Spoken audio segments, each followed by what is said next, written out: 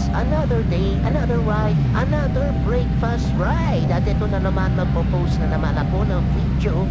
At ito, babiyahe tayo ngayon sa Cafe sa may Pagudpud, sa may Saud ata ito guys. Na-invite tayo ulit ng mga quick riders, no?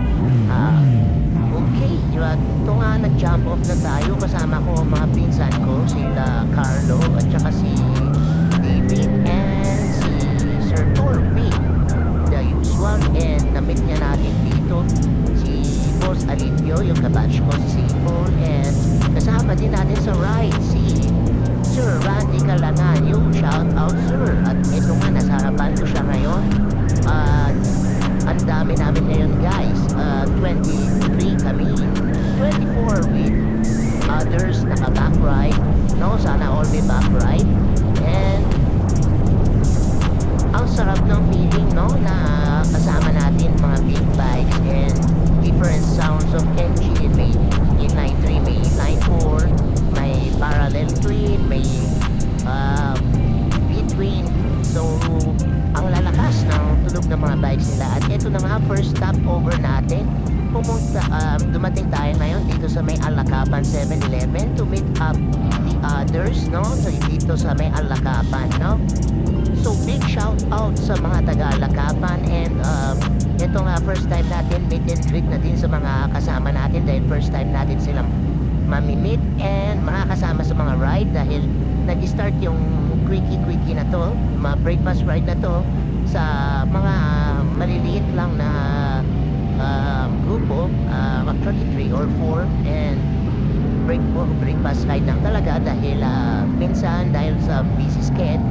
So eto na nga, paalis na tayo at may mga event pa tayo, I think sa may bandang Abulu, sa may Junction Luna. And going na tayo sa may Sanchez Mira for the first last stop over natin. So eto na, moving na tayo, going to Abulu Junction Luna. So ipapend na nandito ka para sa video dito sa part na to. I hope you're enjoying watching and chill lang tayo sa ride na to. So eto, dahil chill lang tayo, pacing lang tayo, enjoy lang natin mo apply by ng mga kasama natin.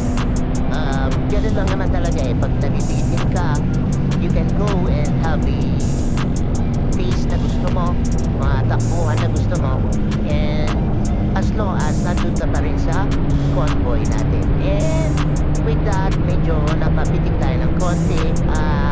Eto nga, flyby tayo ni David, si Bitoy, na? At masyado siya mabilis. Tamang pacing lang tayo.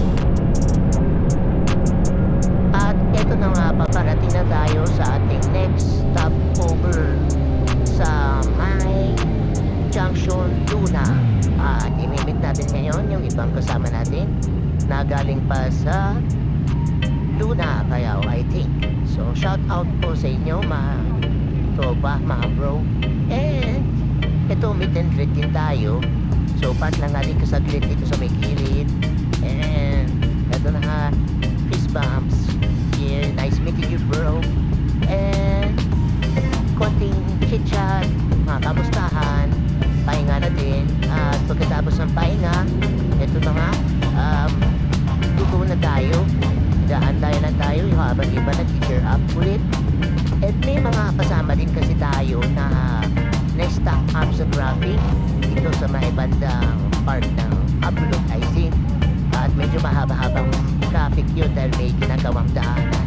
So sa hindi nasa pangyayari medyo nagkaberya itong kasama natin. At buti na lang meron itong si Boss Randy to the Savior. Yes, napa-start up naman yung motor niya. Malupit talaga itong si Boss Randy, no? And eto na nga, gear up again. So hopefully ituloy-tuloy ang ating biyahe papunta sa stopover natin sa KL Clean Fuel sa may Sanchez Mira. At eto na nga, moving na tayo ulit. At konting pitik na naman sa siling ito. Maluwag-luwag naman yung daanan going to Sanchez Mira. Tinabutan naman tayo ng Liwanag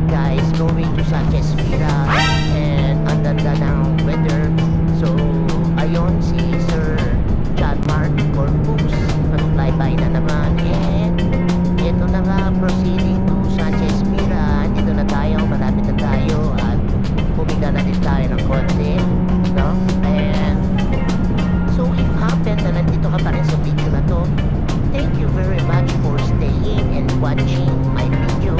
And napaka-solid mo, brother. At panoorin mo lang to hanggang huli dahil madami pang papanood. May part 2 pa nito. So, yung part 2 nito, i-upload ko later on. Yung biyahe natin papunta sa Ilocos, Magudpud at pabalik. And with that, ito, approaching na tayo sa Sanchez Mira.